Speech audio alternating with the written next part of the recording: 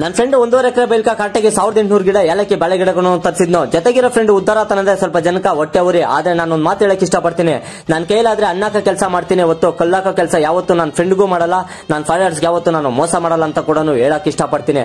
ಸೇಮ್ಟಿದ್ದು ನಾನು ನನ್ನ ಫ್ರೆಂಡ್ಸ್ 4 ಜನ ಶೆನ್ಕಿಗ್ಲೆತ್ಕೊಂಡು ನಮ್ಮ ಫ್ರೆಂಡ್ ತರ ಹತ್ರ ಹೋಗಿದ್ರೆ ಅವ್ನು ಕೂಡ ಪೂಜೆ ಕೂಡ ಮಾಡಿದ್ನೋ. ಸೇಮ್ಟಿದ್ದು ಅವನು ನೆಗ್ಲಿದಾಗ ಕಡ್ಗೊಡ್ಸಿದ್ನ 6 ಅಡಿ ಕೊನೆಗಿದಾಗ ಕೊತ್ತಿಗೆ ಹೊಡಿಬೇಕಾಗಿತ್ತು. ಇದನ್ನೆಲ್ಲ ಹೊಡೆಯಕ ಟೈಮ್ ನೋಡಿದ್ರೆ 10 ಗಂಟೆ ಆಗಿತ್ತು. ಟಿಫನ್ ಕೂಡ ಹೊಟ್ಟೆಸ್ತಾ ಇತ್ತು. ನನ್ನ ಫ್ರೆಂಡ್ ಚಿತ್ರಾನ್ನ ಕೂಡ ಮಾಡ್ಸಿದ್ನ ಅವ್ರ ಮನೆಗ. ಚಿತ್ರಾನ್ನ ಎಲ್ಲ ತಿನ್ಕೊಂಡು ತಿರ್ಗಾ ನಾವು ಡ್ರಿಪ್ ಪೈಪ್ ಎತ್ಕೊಂಡು ನನ್ನ ಫ್ರೆಂಡ್ ತರ ಹತ್ರ ಬಂದ್ರೆ, ಯಾಕಂತಂದ್ರೆ ಹೊಸದಾಗಿ ಇವನು ತೋಟ ಮಾಡ್ತಾ ಇದ್ದು.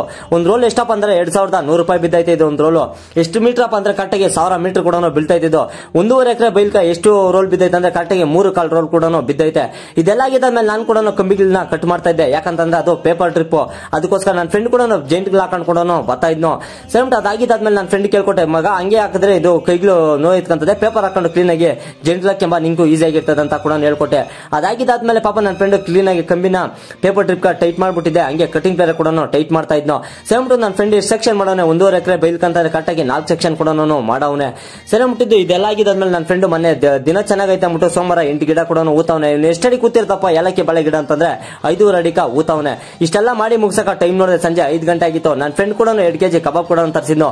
ನಾನು ನನ್ನ ಫ್ರೆಂಡ್ಸ್ ಅದನ್ನೆಲ್ಲ ತಿನ್ಕೊಂಡು ಮನೆಗೆ ಬರಕ ಟೈಮ್ ನೋಡಿದ್ರೆ ಸಂಜೆ ಹೊತ್ತು ಮುಳುಗ್ಬಿಟ್ಟಿತ್ತು. ಇದು ಇವತ್ತಿನ ಕತೆ ಇಷ್ಟು. ನಾಳೆ ಸಿಗ್ತೀನಿ ಫ್ರೆಂಡ್ಸ್ ನಿಮ್ಕ.